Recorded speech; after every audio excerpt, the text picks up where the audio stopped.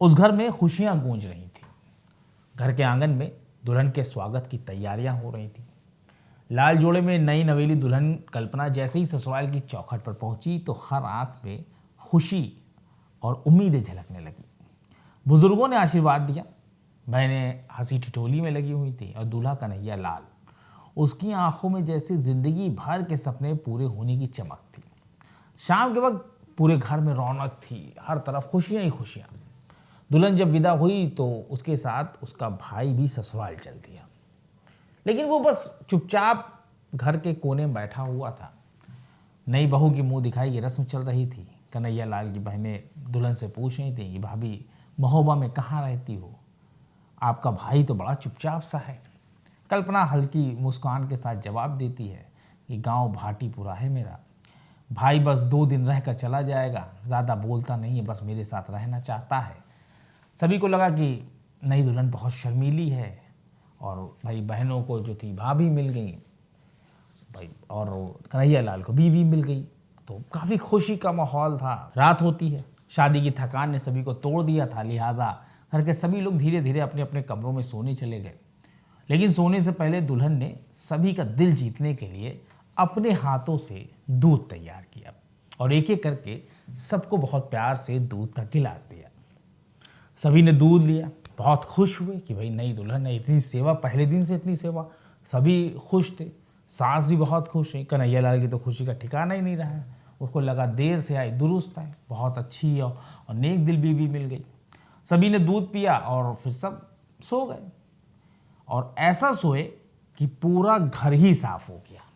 जी हाँ, सुबह की पहली किरण के साथ जब एक एक करके लोगों की आंखें खुली तो घर में खलबली मच गई। अलमारियां खुली और खाली पड़ी थी, पैसे और जेवर गायब थे। अब किसी को यह समझते वक्त नहीं लगा कि नई दुल्हन ने सबको दूध पिलाकर लूट लिया, क्योंकि सुबह दुल्हन कल्पना और उसका भाई दोनों गायब थे। नमस्कार, आदाब, सत श्री अकाल। मैं हूं मोहम्मद आसिफ दुलार और आप देखना शुरू कर चुके हैं हमारी खास पेशकश केस डायरी विद आसिफ दुलार। फेसबुक और इंस्टाग्राम पर भी हमारा पेज है, आप उसे भी फॉलो कर सकते हैं। इस तरह सभी सच्ची घटनाएं सबसे पहले आप तक पहुंचेंगी और आप भी खुद को अलर्ट रख सकेंगे। ये सच्ची घटना यूपी के मशहूर जिले मथुरा की है, जहां सुडीर थाना क्षेत्र में परसोती गढ़ी गांव है, जहां कन्हैया लाल नाम के एक शख्स अपने परिवार के साथ रहते हैं। कन्हैया लाल अपनी शादी को लेकर बहुत परेशान थे, क्योंकि मथुरा जिला जो है कृष्ण भगवान को लेकर बहुत फेमस रहा है, काफ़ी शोहरत है उस ज़िले की, और वहीं पर कन्हैया लाल भी रहते थे और अपने परिवार के साथ। उम्र निकल रही थी उनकी, लेकिन शादी तय नहीं हो पा रही थी। कन्हैया लाल की सबसे बड़ी दुविधा थी। परिवार के लोग, गांव और ख़ानदान के सभी लोगों से इस बारे में बात करते थे कि बेटे की शादी करवा दी जाए, और वही बात करते भी रहते थे कि शादी करवाने की बात करते थे। फिर एक दिन एक बिचौलिया उनके घर आता है, जो उसे बताता है कि महोबा ज़िले में एक परिवार है जो गरीब है, लेकिन उनकी बेटी कल्पना बहुत खूबसूरत है।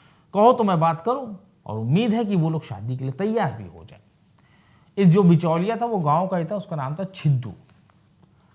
कन्हैया लाल ने बिना कुछ सोचे समझे छिद्दू से कहा कि तुम तुरंत शादी की बात करो, हमको कोई दान दहेज नहीं चाहिए, बस एक बार शादी हो जाए। क्योंकि अब भाई इतने दिन से उम्र बढ़ रही थी, शादी हो नहीं रही थी, और भाई ऐसे में लड़की का मिल जाना, भाई जाहिर सी बात है, भले ससुराल गरीबी क्यों ना हो, अमूमन लोग तैयार हो जाते हैं, लोग लगता है अच्छा रिश्ता मिल जाए, अच्छी लड़की मिल जाए। और चूँकि जो छिद्दू ने तस्वीर दिखाई थी उसमें वो जो लड़की थी कल्पना, जो उसकी बीवी थी, जिसकी शादी का रिश्ता लेकर ये कन्हैया के पास आया था, वो काफ़ी खूबसूरत थी, जिसे देखकर कहीं ना कहीं जो था खुशी से झूम उठा कन्हैया। और कन्हैया लाल ने ये बोला कि आप तुरंत जो है मेरी शादी की जो भी प्रोसीडिंग है उसे पूरी करें, दहेज दान दहेज चाहिए नहीं। कुछ दिनों के बाद ही जो है बिचवानी छिद्दू ने बताया कि कल्पना का परिवार शादी के लिए बिल्कुल तैयार है। ये बात सुनकर कन्हैया लाल और उसके परिवार में खुशियों की लहर दौड़ गई। लेकिन छिद्दू ने कहा कि भाई मैं शादी तो करवा दूंगा, लेकिन तुम मेरे लिए क्या करोगे। अब चूंकि खूबसूरत लड़की थी, कन्हैया लाल भी उस पर एकदम फिदा हो गए, तो कन्हैया ने कहा तुम जो कहोगे मैं तुम्हारे लिए करूँगा। लिहाजा छिद्दू ने कहा कि मैं इस शादी के एवज में 1 लाख रुपए लूँगा।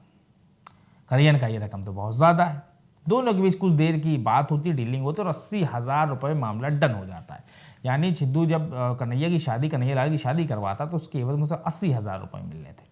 कन्हैयालाल ने कल्पना से मुलाकात की और शादी के लिए 19 फरवरी की तारीख तय हो गई। और शादी से पहले ही छिद्दू ने अपने 80,000 रुपये ले लिए।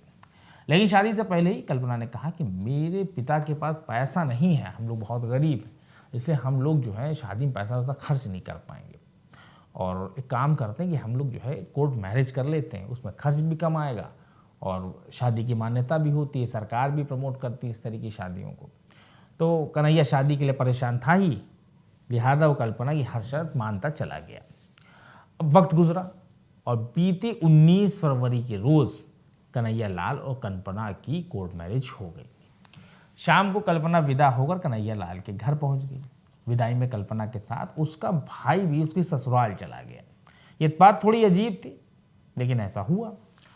कल्पना का भाई लकी बहुत ज़्यादा चुप था। वो जो था कन्हैयालाल के घर चला ही गया था विदाई के बाद, तो वो कोने में बस चुपचाप बैठा हुआ था और अपनी बहन की सारी रस्मों को देख रहा था। बस वो एक ही बात बोलता था कि मैं 2 दिन रहूँगा दीदी के साथ, फिर चला जाऊँगा। अच्छा, ये बात सबको थोड़ी अजीब भी लग रही थी, लोग जो तरस भी खा रहे थे।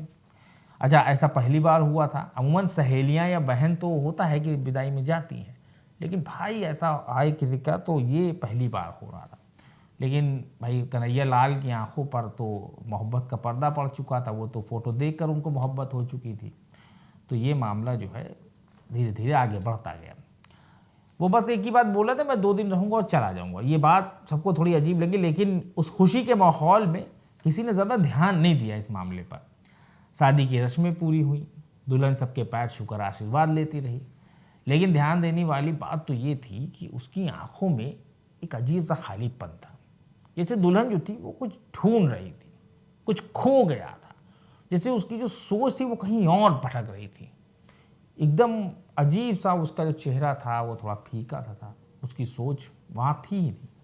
रात हुई, घर में सब लोग सोने की तैयारी कर रहे थे और तभी कल्पना ने जो है सभी का दिल जीतने के लिए कुछ किया, और वो काम था कल्पना ने अपने हाथों से किचन में जाकर सबके लिए दूध तैयार किया। मेहमान भी रुके थे, परिवार के लोग भी थे, तो कल्पना ने सबके लिए दूध तैयार किया और एक एक गिलास लेकर वो एक ट्रे में करीब 8-10 गिलास में दूध लिया और लेके वो चल दी।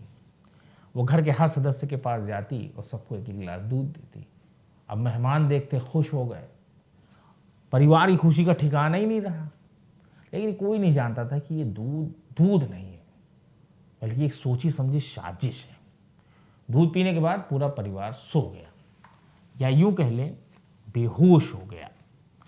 अब वक्त गुजर रहा था, रात भर घर में बहुत कुछ हुआ, लेकिन किसी को कुछ पता नहीं चल सका। अगली सुबह जब कन्हैयालाल और उसके घर वालों की आंख खुली तो उनके होश हो गए। पूरे घर का सामान बिखरा हुआ था, अलमारियां खुली पड़ी थी, खाली पड़ी थी और सारे गहने और कैश गायब थे। लेकिन सबसे बड़ा झटका तब लगा जब देखा कि नई नवेली दुल्हन और उसका भाई दोनों गायब है। पहले तो ये लगा परिवार को कि शायद शादी का घर रात में चोरी हो गई। चोर अक्सर ऐसे घरों को निशाना बना लेते हैं, तो उन्हें लगा कि शायद चोरी हो गई।